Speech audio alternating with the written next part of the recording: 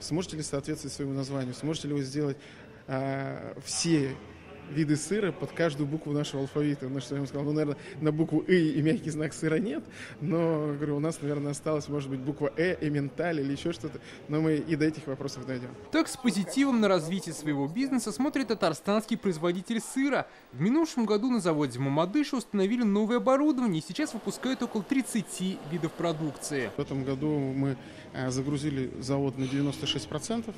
Вот. И, что самое главное, мы смогли добиться новых продуктов, например, такие как Маздам. Увеличение объемов производства и импортозамещения сейчас главные тренды российского сыроделия. До санкций в стране в год потребляли около 800 тысяч тонн сыра, и примерно половина была импортной. С начала года в России выпуск сыров вырос на 17% и составил около 400 тысяч тонн. Эту нишу нужно было заполнить. Но, к сожалению, технологии твердых сыров, таких как пармезан и близкие к нему группы сыров, восполнить было очень сложно. Это сложные технологии. Для этого требовалось достаточное время, чтобы подготовиться, потому что проекты в сыроделии двигаются примерно в течение года.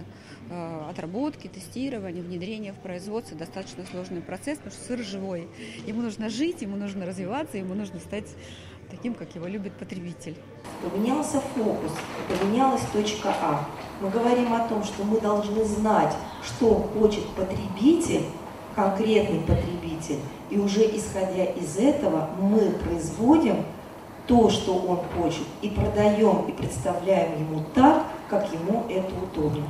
Для Татарстана развитие сыроделия – одно из приоритетных направлений сельского хозяйства. Республика – лидер в стране по производству молока. В этом году надоили более 1 миллиона тонн. Цель – создать больше площадок по переработке, а сыр – это продукт длительного хранения. Именно качественные сыры из качественного молока на сегодняшний день идут в тренде. И должны в этой области на самом деле больше и больше развиваться именно в Республике Татарстан, потому что молочный регион, но и наше российское оборудование сегодня хорошо развивается и для фасовки, и для переработки, и для производства молочных продуктов.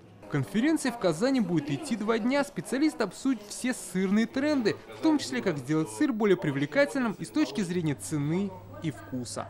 Дмитрий Аринин, Данил Филатов, ТНВ, Казань.